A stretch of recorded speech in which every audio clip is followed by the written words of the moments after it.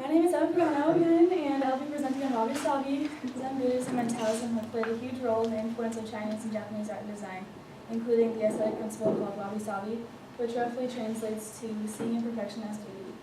This symbol here represents Zen Buddhism and can also represent wabi-sabi. Originally, the word wabi meant sad or lonely, and poetically it has come to mean unmaterialistic or simple. It can also refer to seeing objects that have abnormalities as unique rather than as a deformity, and it has a lot of background behind it, which gives it its meaning it has today. The word sabi has also changed a lot over time, and it has changed from concentrating on things being short-lived to concentrating on things, enjoying things as they grow old. The two words, some people say that they think they just put them together to sound catchy, but they do work very well together and have been embedded into the Japanese culture. There's a Japanese legend that conveys the idea of wabi-sabi and also involves the way of the tea. And a man named Senno Rikyu, who is pictured here, wanted to elaborate on these tea practices by finding a tea master. And the tea master asked him to tend to his garden as a test. And so naturally he plucked the weeds and raked it until it was near perfect. And then he realized it was too flawless, so he shook a nearby cherry tree that made the flowers fall into the garden, which made it even more beautiful. Rikyu has mastered wabi-sabi, and most Japanese have come to learn and practice it in their daily lives.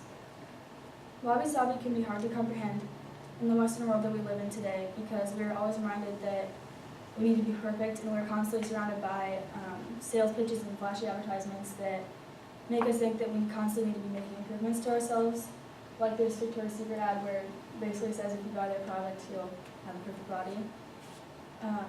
And when we see something that is broken or imperfect, we immediately think that we need to throw it away and get a newer, better version of it. And this could be, some of this is the fault of our influence of ancient Greek philosophy, which emphasizes symmetry and proportion, because we're influenced by them a lot. Whereas for the Japanese, they would just simply fix the broken object and see it as even more beautiful than before. And if they had a broken bowl or plate or something, they would fill the cracks with gold. And they believe that the more damage suffered, the more history and beauty that it can convey. Americans often attempt to achieve wabi-sabi by producing artificially distressed furniture or other objects, and some people buy fake antiques that were just artificially produced, and they think it's vintage or it conveys some sense of history, but it really doesn't, because there is no actual history to it. And the reason we might be doing this is because of our infatuation with the European history that they have, because Europe has beautiful winding, uneven roads and buildings that are kind of failing, but they still look beautiful as they kind of start to chip away. And America can't always achieve wabi-sabi in the way that some other nations can, because according to an architect named Tadao Ando, he says that true sabi can't be acquired, however it's a gift of time. Although there are some ways that we can achieve it here. For example, we could let a barn just fall to the ground, or let a car turn to rust, and see it as a natural good thing. However, then the question comes up, how far is too far in terms of letting things be? It can be very tempting to use the mindset of wabi-sabi as an excuse for laziness or lack of effort. However, there's a fine line between natural wear and tear and sloppiness. So for example, you cannot just let your room get super messy or not make it red and say, oh, it's just wabi-sabi. However, the next picture that will be showing up of paint chipping off of wood could be considered wabi-sabi because it happened as a natural, beautiful thing. Another quote from the architect Tadao Ando says that worn things take on their magic only in settings where you can tell that they don't harbor bugs or grime. So when you can tell that objects have been properly cared for or cleaned for is when the imperfections in the object truly shine. So going back to the example about filling the cracks with gold can be a way to relate wabi-sabi to our own lives, because sometimes our lives are never really perfect and we kind of feel broken down. And we can fill our own cracks with gold, and doing so shows that you have more history and experience that will make you shine even more than before.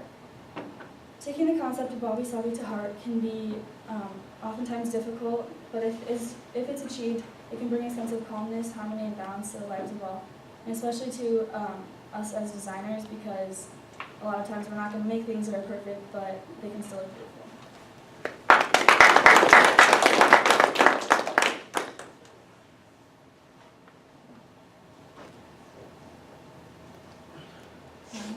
I like all of the pictures that you took, that were your own pictures.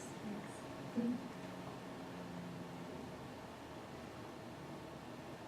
You want to review first which ones you chose? There's only a few, but I took this. Hannah was with me. I was with her both times, so that's Yeah, this one was like, it was a high school like photo assignment. We had to go like find abandoned places, and so we went to this creepy farm. And so there's that, and then the one on the end down there was taken on a art trip to Chicago, and it was taken with a Holga camera. So you can like, it's like a film camera, but you like double expose your negative. So I thought it was cool because like you can tell it's a building and it's not perfect, but it still like looks kind of cool. You're not fessing up to the dorm room? No, that one, my dorm does not look like that. Okay, what the rest of your comments, questions here? I like how you made the distinction between like what could be considered wabi-sabi and what isn't, and then choosing the dorm room that's fairly relatable to people. I kind of think you could have gotten more bang for your buck by using the slides that just say wabi and sabi to actually have some visual as you spoke, because we have probably fewer actual representations of wabi-sabi than, I mean, you could just do with having more of them there. But aside from the selections, and probably we don't need the girls in their underwear either, because our notion of how the body looks is it's moving astray from what the rest of the topic is. Although it's a legitimate thing if you want to think it a little deeper. How do people regard the aging of their bodies, for example? I always wonder if the very few movie stars who don't have their faces cosmetically reconstructed are following some philosophy like wabi-sabi or an Eastern principle, as opposed to the traditional Hollywood way of looking at your face as being a moneymaker and it has to look like something it isn't. But aside from those things, I thought it was a good presentation. I thought you knew it well enough that you really didn't need your note cards at all. Yeah. Anybody else have a comment?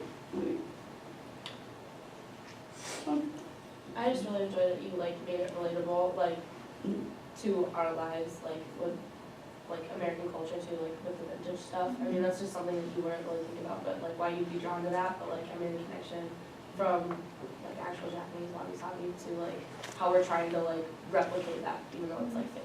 That was really cool. Yeah.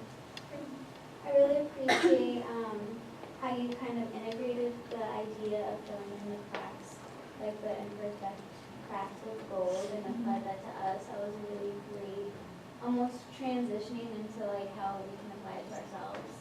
And it kind of like took on a different, I felt like I was like affected differently by this topic, if that makes sense. Like that's a very unique idea, and I really like that. Others?